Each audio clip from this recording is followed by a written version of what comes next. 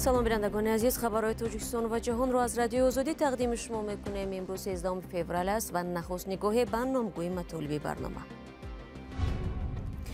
رهبریت شرکت برق توجیک موجودیت لیمیت برق را به ضرورت ذخیره نمودن آب در فصل بهار مربوط می‌دانند. ما باید که قسما در روزهای گرمی استفاده بری برق را کمتر قطع سازیم. کنسولگری توجیکستان در شهر سنت پتربورگ میگوید قضیه گویا از جانب مهاجران توجیک لطوکوب شدن بلاگری روس را تحقیق دارند.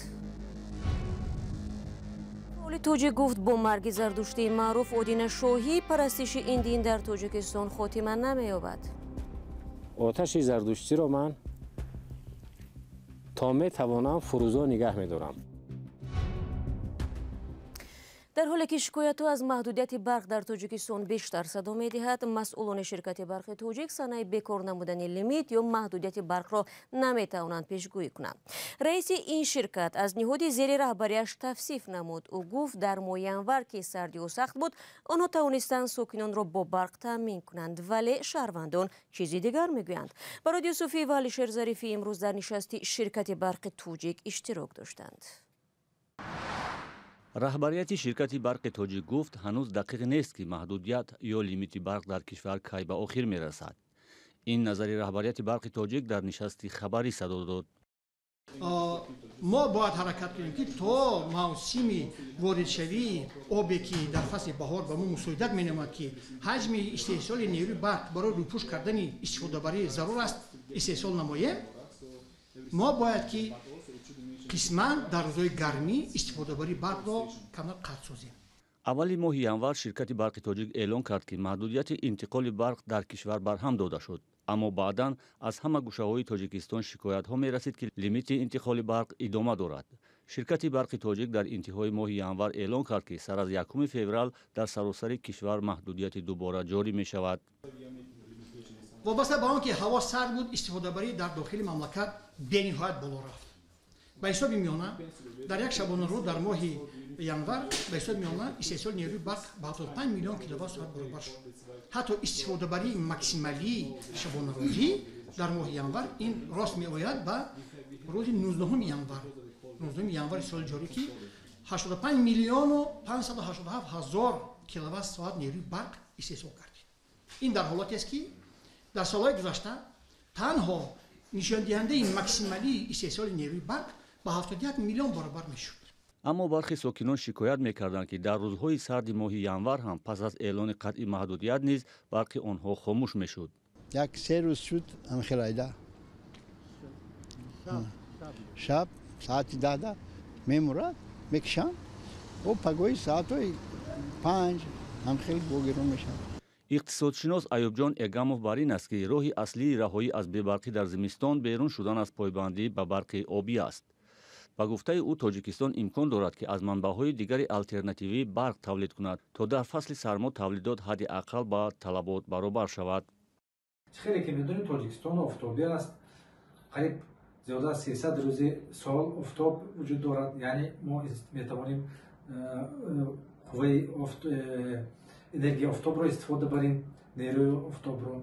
دوم در تاجیکستان منطقه‌ای است که قریب تمام سال شمال وجود دارد. ما میتوانیم برق را از نیروی شمال گیریم، لیکن برای وسیع استفاده بردن این سرچشمه‌ها ما باید گوییم که در نوبت اول ساحه انرژتیک قسماً خیلی که میگن خصوصی کرده شود. هر سال در ایام تیر ماه و زمستان در تاجیکستان محدودیت برق جاری می شود. مقامات همیشه آن را با تعمیر خط‌های برق و کمی آب در رودخانه‌ها ربط می‌دهند، ولی نه همه با چنین ارزیابی‌ها باور داشته شفافیت در فروش نیروی برق و مدیریت نادرست یکی از مشکل‌های اصلی بخش انرژی گفته می شود. شما برنامه اخباری رادیو آزادی را تماشا دارید. مقامات توجیکستان میگویند فرستادن مهاجران به بریتانیا امسال نیز ادامه خواهد کرد. بعد جاری شدن تحریم ها علیه روسیه، مهاجران توجیک تلاش میکنند یگان کشور دیگر را برای کار پیدا کنند. بریتانیا یکی از این گزینه‌ها میباشد. مراجعه یوسفی و شهلای عبدالله این موضوع را با مسئولین وزارت مهنت و مهاجرت در میان گذاشتند. بحث انتقال مهاجران تاجیک به بریتانیا سال گذشته 383 نفر شهروندان تاجیکستان برای کار به این کشور رفتند. مقامات میگویند خواهشمندان برای این سفر زیاد اما جایها محدود است. ماه ینور گروه نوبتی کارگران تاجیک از صحبت گذشتند. در نظر است که آخر ماه مارس یا اول اپریل امسال گروه نوبتی مهاجران تاجیک به بریتانیا فرستاده شوند. باید قید کنم که این سفرها کوتاه مدتند، زیرا روادید تنها برای 6 ماه داده می شود. قبول مهاجران در اساس انتخاب صورت می گیرد و هر یک داوطلب به مدت 1 یا 1.5 ماه حجت گذاری می کند. انتخاب کارگران از سوی شرکت بریتانیایی پروفورس صورت می گرفته است. مهاجران تاجیک در بریتانیا اساساً به کشاورزی مشغولند. برخی آنها میگویند روزانه حدود 1300 سامانی یا 100 فونت استرلینگ به دست می آورند، اما مهاجران باید بعد 6 ماه بریتانیا را ترک کنند. اگر انگلیسی دانی، زبان روسی نقض دانی، انا چقدر که زبان‌های نقض دانستن را تونی، سوپروایزر میمونن، منیجر میمونن، کارهای نقض پیشنهاد میشوند. زیاد بودن طلبات برای کار در بریتانیا بازار قلابان را نیز گرم کرده است. سفارت بریتانیا در تاجیکستان 1 هفته پیش از افزایش حالتهای قلابی برای دعوت به کار در این کشور خبر داد. به اطلاع سفارت برای جلب کارگران موسمی کشاورزی به کار در بریتانیا پیشنهادهای قلبکی زیاد شده است. فعلا روسیه و قزاقستان کشورهای اساسی قبول کننده مهاجران مهنتی از تاجیکستان هستند. مقامات سالهاست که برای باز کردن راه مهاجران تاجیک به اروپا، کره جنوبی و قطر تلاش دارند، اما شماره تاجیکستانیانی که به این کشورها می روند فعلا خیلی کم است. طبق آمارهای رسمی در تاجیکستان قریب 56,000 شخصان بیکار ثبت شدند، اما کارشناسان تعداد واقعی بیکاران را از این زیادتر می دانند.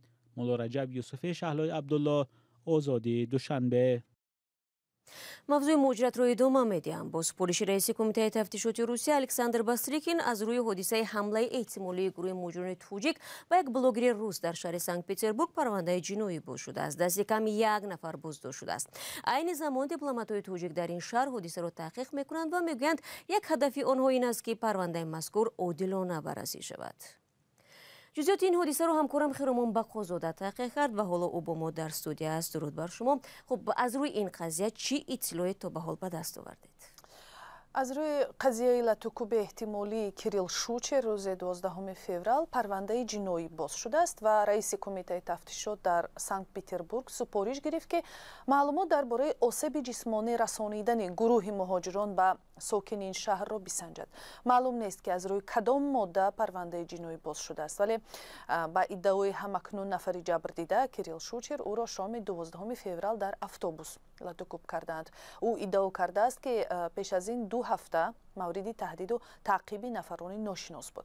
طور چند نشریه روسی نوشته است شوچر در یک بلوگ ویدیوییش گفته است برای وزیر روابط محرمانه با دختری آماده است برایش یک آیفون تقدیم کند.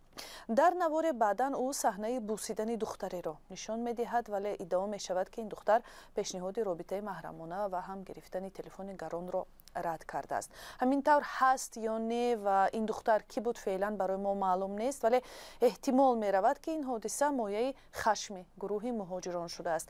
در نواری که خود شوچر شام دیروز نشر کرد شنیده می شود که یک نفری که گویا در بازداشت خودسرانه بلوگر روس اشتراک کرد با تاجیکی صحبت می کند. آیا درباره سرنوشت این جوانان و موقع رسمی تاجیکستان هم چیزی معلوم است؟ بله، شهلا کنسولگری تاجیکستان در شهر شمالی سنت پترزبورگ روسیه این قضیه را تحقیق می کند. کنسول گنرالی حامیجان نظری در صحبت تلفنی با رادیوی آزادی امروز گفت که دیپلمات‌های تاجیک این قضیه را یک به گفتش پرووکاسیا یا اغوا ارزیابی میکنند. به گفته او احتمالاً در این کار 2 شهروند تاجیکستان دست زده است، یکی در نوار اشتراک کرده است و نقش نفر دوم سنجیده می شود. به هر حال بازداشت یک نفر تصدیق شده است، گفت حامیجان نظری. پرووکاسیا چون که ببینید که معلوم نیست که آیا آن دختر تاجیک هست یا یگان ملت دیگر باید باشد، آن نمیدوند. دوم اینکه ببینید که سخن‌هایی که وی میکند این خیلی رفتار این خیلی سخن‌ها با یگان فرهنگی میباشد، عموما یگان ملت به فکر راست نمیبرد. دخترم همین خیلی که میگه پیشکی الکی یک مصلحت شده همین خیلی گپ میزند با بلاگرم مشتری‌های خودش بیشتر کردنی از ما میخواهیم که در مابین شهروندای ما آوازهای بردروغ پهن نشود، یعنی که حس ملی یا دیگر مسئله های منیم پاتریوتیسم که بعضی ها میگن همه خیلی ایجاد نکنن که تا اینکه تاثیر منفی نرساند به دیگر شهروندایی که در همینجا هستند. و باید گفت در گذشته هم حادثه های بود که گویا برای کدام بدرفتاری های اخلاقی گروه مهاجران از ازبکستان یا قرقیزستان در روسیه خودسرانه است و گویا مجازات دختران هموطنشان و یا آزاردهندگان احتمالی آنها میزدند، ولی همه این حادثه ها عادتا با مجازات حملگران می انجامد. تشکر. یادآور میشم همکارم خیرمان بقازاده بود با جزئیات قضیه گویا از جانب مجرمان توجیک لطکوب شدن بلوگر روز در شهر سنت پتربورگ. سلام، اگر خط و خبر میخواهید ما داریم. نوید بامدادی، سرخط خبرها، اخبار تاجیکستان و جهان، گزارش ها و تحلیل ها. چی میگذرد و چرا؟ دانستن فهمیدن است. ضمیمه یا اپ ما را بگیرید. آخر هفته گذشته زردشتی معروف تاجیکستانی آدینشاه قربانوف را که با نام آدینشاهی معرفی میشد در ناحیه شمسدین شاهین ولایت ختلون طبق عنعنه اسلامی به خاک سپردند. فعال جمعیتی عبدالقادر طلبکوف میگوید او تلاش خواهد کرد که شعله دینی زردشتی در تاجیکستان خاموش نشود. محمود جان رحمتزاده در همین باره گزارش میدهد. خانه میراثی آدینشاهی از کمترین پیروان آیین زردشتی در ناحیه شمسدین شاهین. او روز 9 فوریه در 92 سالگی درگذشت. مراسم جنازه اش در مسجد جامع ناحیه برگزار شد. نه به شیوه زردشتی. فعال مدنی عبدالقادر طلبکوف که خود را از پاسداران این آیین می‌داند برای همدردی آمده است. حالا به سر خاک آدینشاهی رهسپار است. می‌خواهد با یک کف دعا در سر قبر آدینشاهی از همدینی خود با او خبر و کار او را دوام دهد. آتش زردشتی را من تا میتوانم فروزا نگه می‌دارم. زردشتی یک آیین قدیمی پیش از اسلام است. عبدالقادر طلبکوف میگوید که حالا در گوشه‌های جهان 200,000 پیروی زردشتی است. میخواهد با تأسیس دادن جمعیت زردشتی در تاجیکستان آنها را گردی هم آورد. تاجیکان تا پذیرفتن دین اسلام از دین زردشت پیروی میکردند. در عصرهای 8-9 تاجیکان اسلام را پذیرفتند. حالا بنا به آمار رسمی زیاده از 93% اهالی تاجیکستان مسلمان است. شماره زردشتیان در تاجیکستان معلوم نیست.